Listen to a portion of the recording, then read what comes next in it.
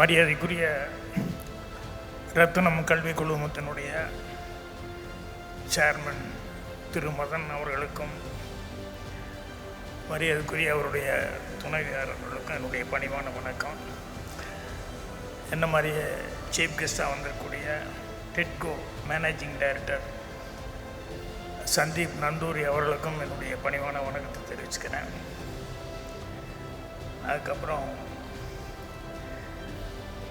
CEO மாணிக்கம் அவர்கள், அப்புறம் CPO Nagaraj அவர்களுக்கு என்னுடைய பணிவான வணக்கம். என்னை ஃபோனில் தொடர்பு கொண்டு ரொம்ப அன்பாக என்னை இன்வைட் பண்ணி கவனிச்சிட்ருக்கிற மரியாதைக்குரிய ஜிம்ரி அவர்களுக்கு என்னுடைய பணிவான வணக்கம் தெரிவிச்சுக்கிறேன். அப்புறம் நிகழ்ச்சியில் ஈரோடு மகேஷ் அவர்கள் ரொம்ப அழகான ஒரு தமிழ், எனக்கு அந்த மாதிரி தமிழ் பேசுகிறவங்க யாராவதுன்னா எனக்கு ரொம்ப சந்தோஷப்படுவேன். அதே நேரத்தில் பொறாமப்படுவேன். இந்தளவுக்கு தமிழ் அவ்வளோ தூரம் ஆளுமையோடு பேசுகிறாங்களேன்ட்டு. அவருக்கு மறுபடியும் எல்லா டிபார்ட்மெண்ட்டை சேர்ந்த டீச்சர்ஸு, ஸ்டூடெண்ட்ஸு எல்லாத்துக்கும் என்னுடைய பணிவான வணக்கம். அதே மாதிரி அவார்டு கொடுத்ததுக்கு என்னுடைய மனமார்ந்த நன்றியை தெரிவிச்சுக்கிறேன். என்ன மாதிரி நிறைய பேர் அவார்டு வாங்க போகிறாங்க. அவங்க எல்லாத்துக்கும் என்னுடைய வாழ்த்துக்களையும் வணக்கத்தையும் தெரிவிச்சுக்கிறேன். கோயம்புத்தூரில் எனக்கு சினிமாவுக்கு வர்றதுக்கு காரணமாக இருந்தவங்க, என்னை என்கரேஜ் பண்ணவங்க முக்கியமாக என்னுடைய பால்ய நண்பர்கள், அதுக்கப்புறம் என்னுடைய பள்ளி ஆசிரியர்கள். அவங்க என்னை உற்சாகப்படுத்தி அதில் தான் நான் சென்னை நோக்கி புறப்பட்டு போனேன். ஸோ அவங்களுக்கு என்னுடைய நன்றி தெரிவிச்சுக்கிறேன். மகேஷ் அவர்கள் பேசும்போது ஹிந்தி படத்துக்கு மறுபடியும் கூப்பிட்டப்போ நான் கொஞ்சம் யோசனை பண்ணதை பற்றி சொன்னார். என்னென்னா, நம்ம எதில் படித்து எந்த பண்பாடு எந்த கலாச்சாரமும் அதில் வளர்ந்தோமோ அதில் கதை எழுதி அதில் பண்ணும்போது நமக்கு இருக்கிற ஒரு சுதந்திரமாகட்டும், ஒரு ஆளுமையாகட்டும், அது இன்னொரு மொழியில் போய் பண்ணும்போது அது கொஞ்சம் கஷ்டமாக தான் இருக்கும். அவ்வளோ ஈஸியாக இருக்காது. அப்புறம் ஒவ்வொன்றும் அடுத்தவங்களை கேட்டு தான் நம்ம பண்ண வேண்டியிருக்கும்.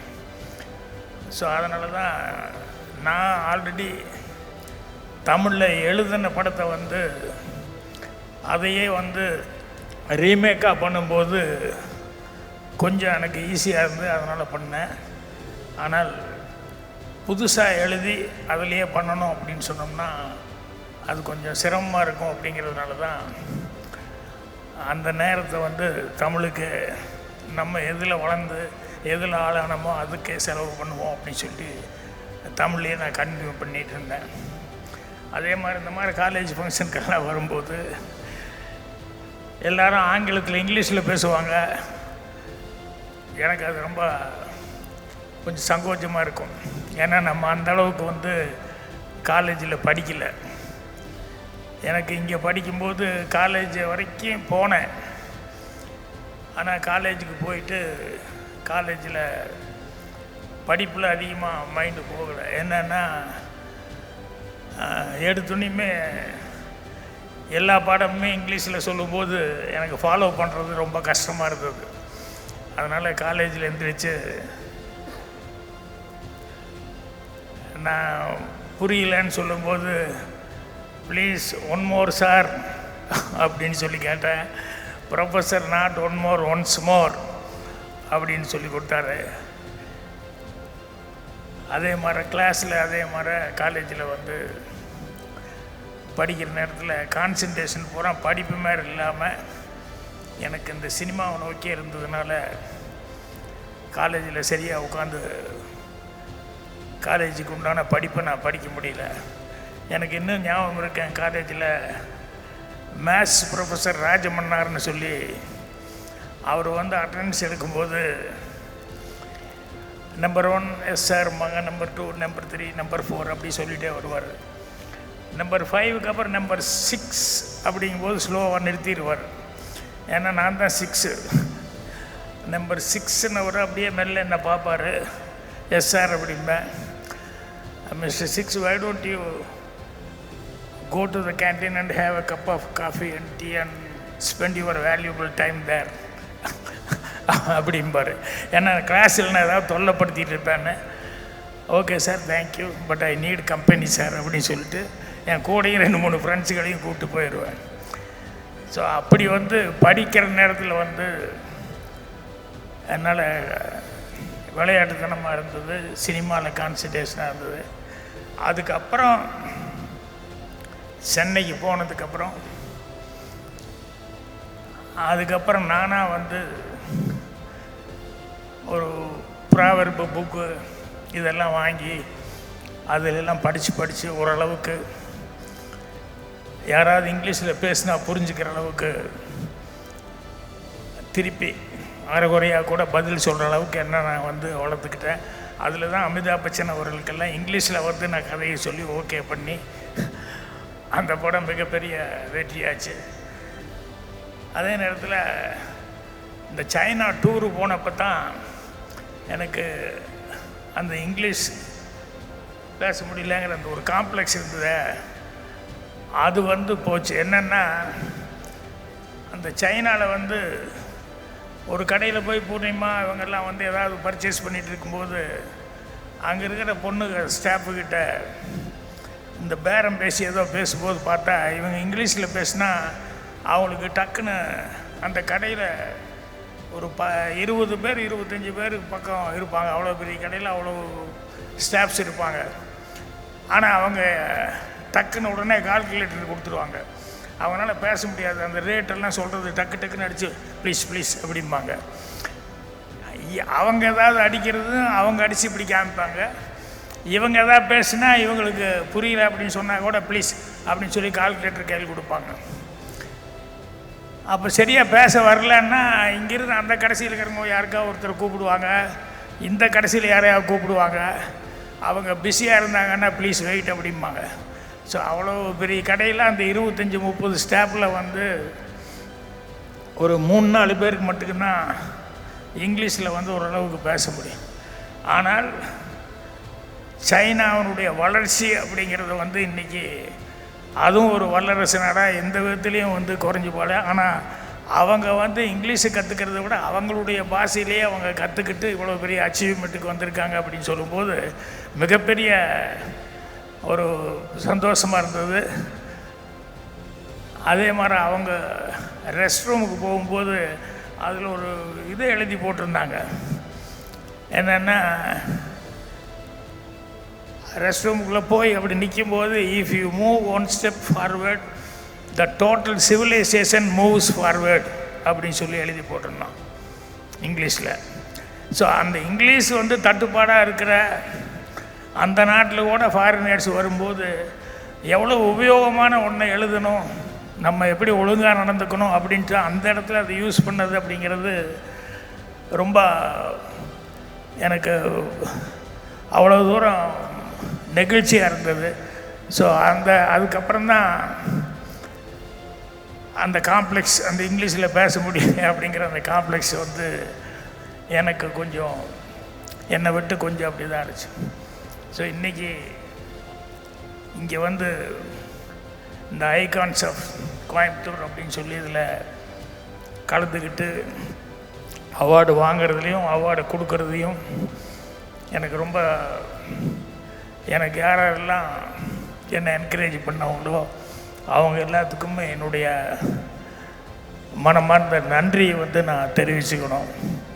ஏன்னா இங்கிருந்து போய் தான் எனக்கு ஸ்கூலில் வந்து எனக்கு வாத்தியார்கள்லாம் கொடுத்த என்கரேஜ்மெண்ட் அதுதான் வந்து எனக்கு சென்னைக்கு போனப்போ எனக்கு ரொம்ப இருந்தது. இன்னும் சொல்ல போனோம்னா சென்னைக்கு போகும்போது சினிமாவை பற்றி எனக்கு சினிமா அப்படிங்கிறதுனுடைய ஃபீலிங் இருந்தது. ஆனால் டெக்னிக்கலாக எனக்கு எதுவுமே தெரியாமல் இருந்தது. 16 வயதில் ஷூட்டிங் முடிச்சுட்டு 2 நாள் ஷூட்டிங்க்கு அப்புறம் அந்த நெகட்டிவ் எக்ஸ்போஸ் பண்ண அந்த நெகட்டிவ் வந்து டேப் சுற்றி அது கூலாக இருக்கணும் அப்படிங்கிறதுக்காக எங்கள் டைரக்டரு அவருடைய ஏசி ரூமில் வச்சுருந்தார். எனக்கு வந்து என்னென்னா 2 நாள் ஷூட்டிங் பண்ண உடனேயுமே இந்த கமலஹாசன் ஸ்ரீதேவி 2 நாளாக எடுத்தது இருக்க அதை ஊரில் வந்து பிக்சரில் பார்ப்போம் இல்லையா, எம்ஜிஆர் படம் சிவாஜி படம் அப்படிங்கிறதெல்லாம் அதை வச்சுட்டு பார்ப்போம் இல்லையா. ஸோ இப்போ எடுத்து பார்த்தா அதில் கலைஞர் இவர் கமலஹாசன் ஸ்ரீதேவி ரஜினிகாந்த் நடித்ததெல்லாம் இருக்கும் அப்படின்ட்டு அதை எடுத்து பார்க்கலாமா அப்படின்ட்டு ஒரு சின்ன ஒரு ஆசை. ஆனால் நெகட்டிவ் அது க்ளோஸ் பண்ணி டேப் ஒட்டி வச்சதுனால இது ஏதோ ஒட்டி வச்சுருக்காங்க, அதனால் இது அவ்வளோ சீக்கிரமாக திறந்து பார்க்கலாமா வேண்டாமான்னு ஒரு டவுட்லேயே இருந்தேன். கரெக்டாக டைரக்டர் வந்தார்.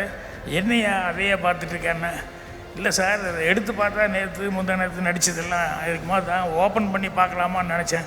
சாமி, என் வாழ்க்கையே முடிஞ்சிருக்கியா அப்படின்னு சொல்லிட்டு அது நெகட்டிவ்யா, அது அப்படி ஓப்பன் பண்ண அவ்வளோதான், எடுத்து மொத்தம் போயிடும் அப்படின்னாரு.